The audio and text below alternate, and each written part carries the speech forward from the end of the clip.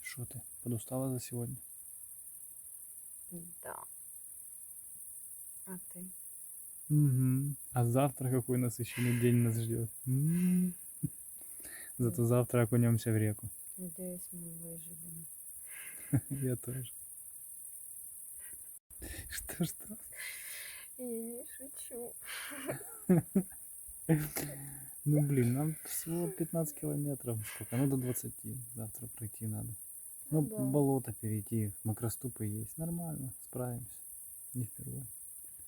Главное выспаться хорошо и покушать. От уже еще 15 потом, да? Но это на следующий день. Угу.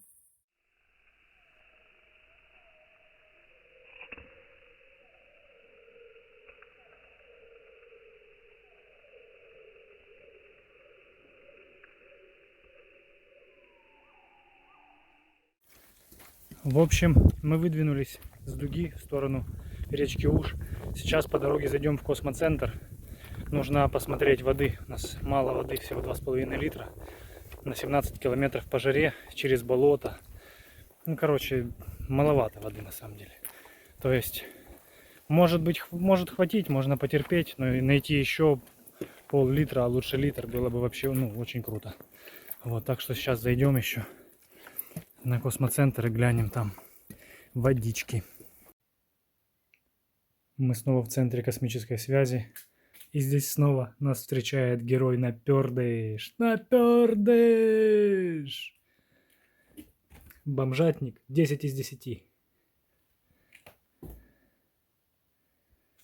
Фитнес-группа. Короче, тут добавилось людей, естественно.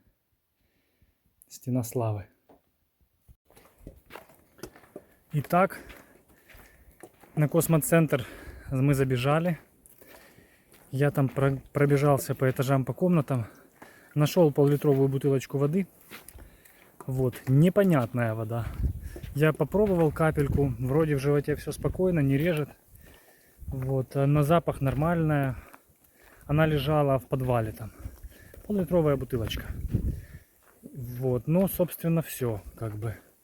Осталось, ну, там еще больше мусора осталось от людей. Вот, новые появились послания на стенах. Вот, то есть космоцентр живет своей жизнью, принимает туристов, туристы оставляют горы мусора растут. Ну, в общем, все движется своим чередом. А мы движемся в сторону вырубки, в сторону деревни Карагод и дальше через болото на речку Уж.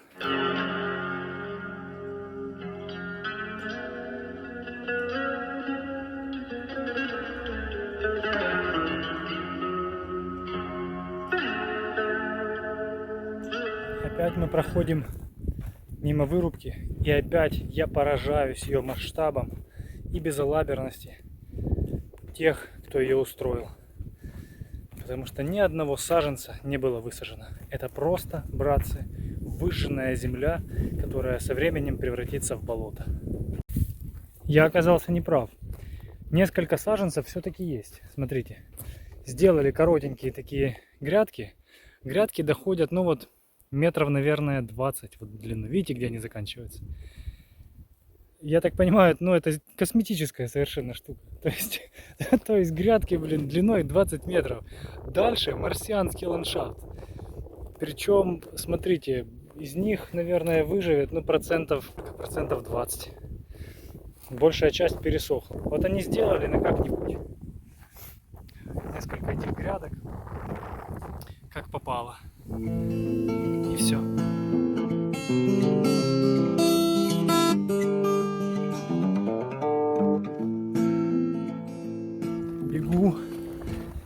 Бегу, начала гавкать собака. В лесу справа. Иду по вырубке, блин. Лена ушла чуть вперед. Странная история. Тут, по идее, уже не рубят. Откуда лает собака? Непонятно. Но самостоятельно тут собаку встретить, я думаю, это невозможная история. То есть собака самостоятельно бы тут не тусовалась. А вот еще одна вырубка. Мы прошли чуть дальше. И если там были хоть какие-то намеки на саженцы, ну, хоть какие-то намеки, хоть какая-то потемкинская деревня у дороги, то здесь вообще плевать. Просто все уже вот зарастает бурьяном, зарастает ежевикой. И марсианские ландшафты под этим всем. Под таким покровом из ежевики и бурьяна. Вот, братцы, еще один волчий след. Просто для сравнения. Вот моя рука рядом.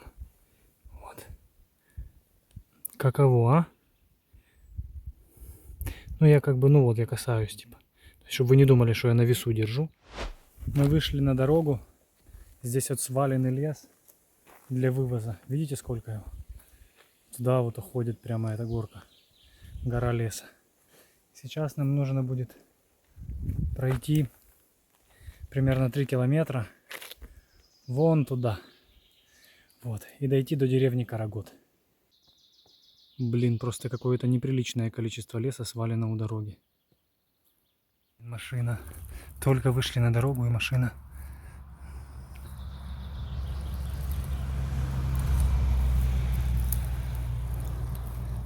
А Лена была на другой стороне дороги и побежала в ту сторону леса.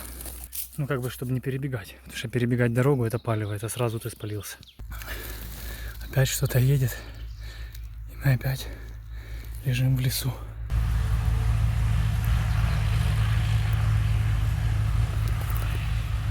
Это трактор. Это был просто трактор. Лена, лежи, лежи, лежи, Лена, лежи. А за трактором он едет, походу, лесовоз или что это. Ага, нет, это еще один трактор. Что-то у меня подозрение, что сейчас будет до кучи что-то третье ехать. Вроде пока ничего не едет. А нет, едет. Едет что-то третье. Я так и знал.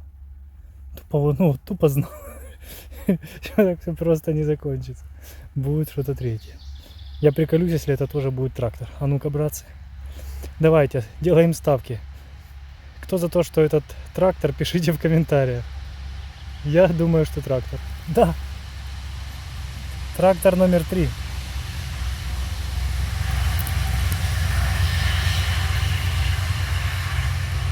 Трактор номер 3. Ой, обалдеть. Ну, я надеюсь, все. Хватит тракторов. Хух, ребятки. Что-то прям очень людно сегодня на трассе.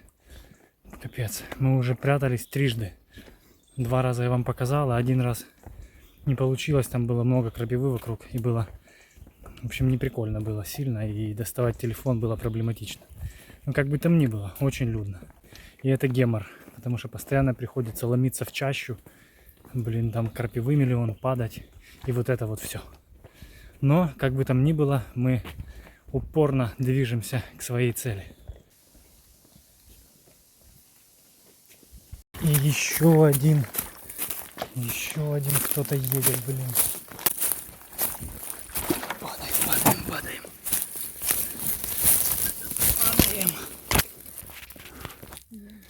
Да вон едет.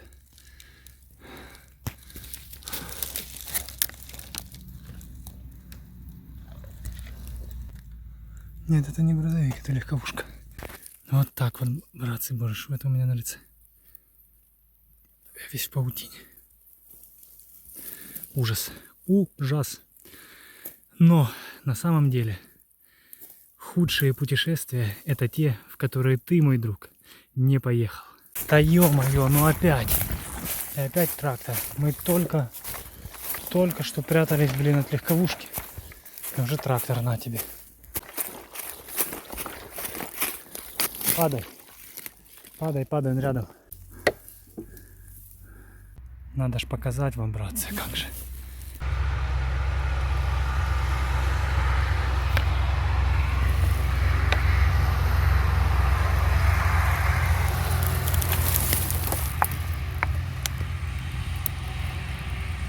Не заметил нас мужик, не обернулся. Через деревню Карагод, ну как бы мы идем по асфальту. И вот По бокам здесь такие домики, такие аккуратные, побеленные. Вокруг окон даже плиточки целые. Сарайчик, вон еще один каменный домик, заколоченные окна, все стекла целые. Подмывает в него зайти одним глазком, чисто глянуть, конечно. Хотя, думаю, он точно такой же, как и все остальные дома, ну или большинство домов, которые я видел в зоне. Чисто одним глазком. Мы на самом деле спешим. Мы спешим. Поэтому я даже не уверен, что я буду заходить. Сначала глянем через окна. Ничего себе. Чисто. Да, здесь нет мебели, но здесь чисто. Висят обои. Это просто пустые дома. Чистые причем. С обоями на стенах. Обычно тут трэш и угар просто какой-то творится. А здесь я удивлен. В общем, я думаю, смысла заходить действительно не было. Ну, тем более я показал, как там внутри. Вот. И ну, пройти мимо совсем вот я уже не мог. Просто пройти мимо. Это было выше моих сил, братцы. Моя любознательность, она, как правило, одерживает верх. Вот.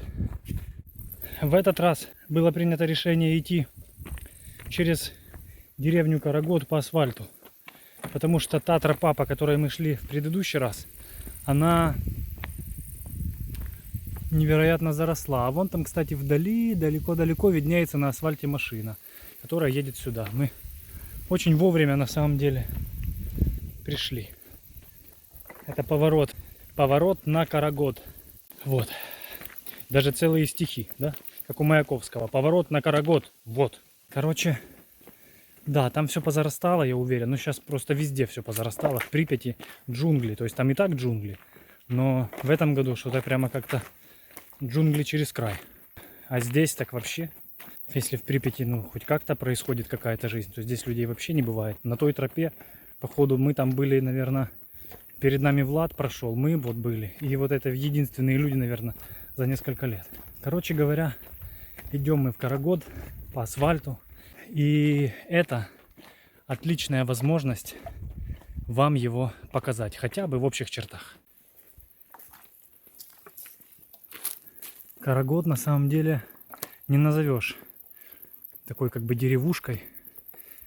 Довольно большая деревня была, поселок даже скорее. Вот здесь вот памятник, монумент.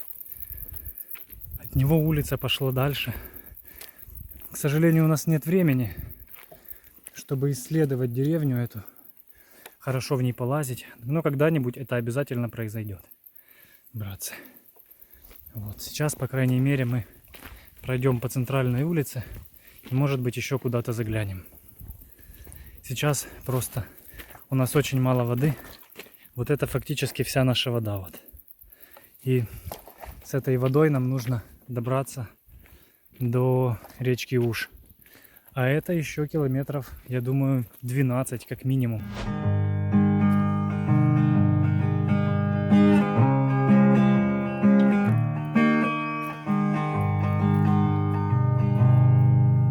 Trailer for sale or rent, rooms to let 50 cents.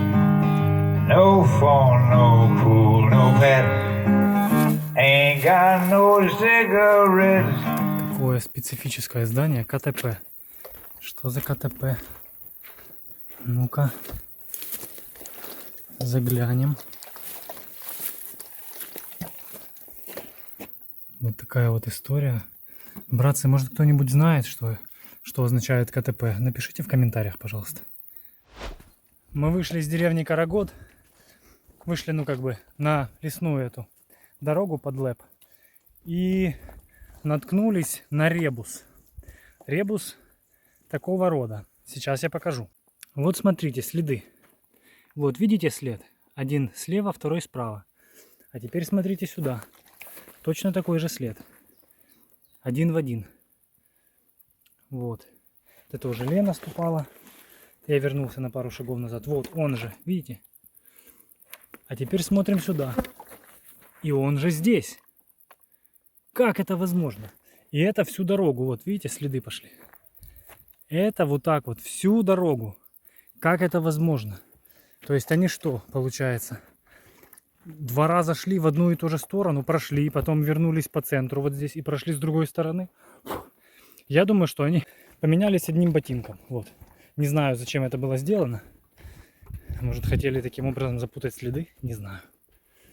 Но это ребус. Братцы, вот что вы думаете по этому поводу? Мне интересно. То есть, вот я вам высказал свою догадку.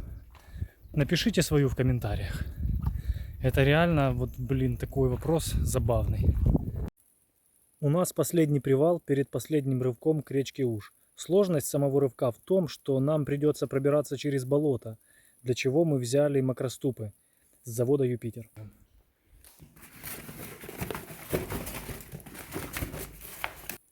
И в прошлый раз мы обходили болото по лесу, пробирались по бревнам, часть болота мы прошли босиком, вот. Но в этот раз, я думаю, все удастся сделать значительно быстрее, просто за счет, ну, как бы наличия этих самых макроступов. Идем по болоту, и оно, братцы, практически высохло за это время. Я не ожидал такого, честно. То есть тут такая грязь с кучей травы. Вот. Сейчас я покажу, естественно. Но вот воды, как таковой, уже нет. И это огромный плюс. Так, по грязи надо быстро. Вот так вот. Болото представляет собой вот такую штуку сейчас. Вот. О, как тут обойти? Блин. Вот такая вот история. Ну, как бы, вроде бы грязь такая, но она топкая, то есть проваливается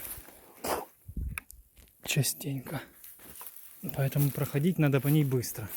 Сейчас начинаются комары, походу. Мы уже поодевали курточки, побрызгали себя против комаров жидкостью. Братцы, тут такая чаща, конечно. Сейчас я покажу. Вот такие вот джунгли.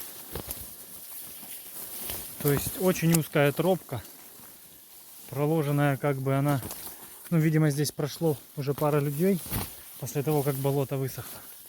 И она проложена, вот немного вытоптана, как бы по этой чаще, по этим джунглям.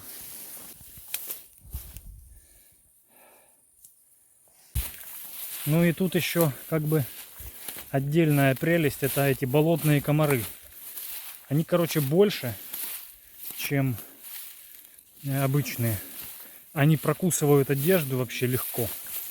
То есть вот мой камуфляж этот британский, они прокусывают на ура. Причем не то что штаны, штаны летние, а как бы курточка, китель, он весенний. Он не для жаркой погоды, а для средней. То есть он более плотный, типа. Но они прокусывают и его без проблем вообще. И после них остаются такие прыщи жесткие, очень чешутся. И если их не обработать, то они, вот у меня лично, они потом превращаются в волдыри. Вот реально в волдыри с какой-то, ну, жидкостью, сукровицей внутри. И сходят очень долго. Вот, сходят долго, и потом остаются еще такие небольшие рубцы даже какое-то время. Короче, очень жесткие чуваки эти комары болотные. Вот, может, у меня какая-то еще аллергическая реакция присутствует, поэтому волдыри вот появляются. Но в любом случае кусаются они мрачно. Так, ну вот, походу, и все. Хух, одолели мы трясину. Зря только тащили макроступы. Короче, походу, я поспешил с выводами. Вот все же некое болото осталось. Я думаю, что его можно обойти. Вот следы. Я думаю, что макроступы, может, даже действительно не пригодятся. Сейчас попробуем его обойти технично. Они обходили по правой стороне. Мы попробуем обойти по левой. Мы уже когда-то просто обходили тоже давным-давно. По левой норм. Тут тоже кто-то обходил, кстати, вот следы есть. И кабаны тут видно ходили. Какие-то другие копытные чуваки. Просто тупо ломишься в камыши. В крапиву. Во всю дискотеку. Болотная дискотека продолжается, короче. Мы все ломимся по камышам, по зарослям. Фу. Напряжно, конечно. Но все же лучше, чем обходить по лесу или продираться по болоту. То есть продираться по болоту это вот такие же заросли, только плюс еще воды, не знаю, по бедра или по колено. По колено это лайц вообще. Нормально. Здесь камыши вот в мой рост. Есть и выше. Вон, 2-метровые. Этап пройден. Итак, мы дошли до речки. Наконец-то. Лена чуть-чуть отстала. Она ела землянику. В общем, братцы, мы покупались уже. Набрали мидий целый кулек. Лена набрала. Лена молодчина. И будем мы ужинать. Я хочу приготовить плов с мидиями. У меня есть томатная паста, которую я берег. Представляете? Пакетик томатной пасты я берег почти 3 недели. Все время, пока мы в зоне. Вот, чтобы сейчас... Короче, сделать очень вкусную еду.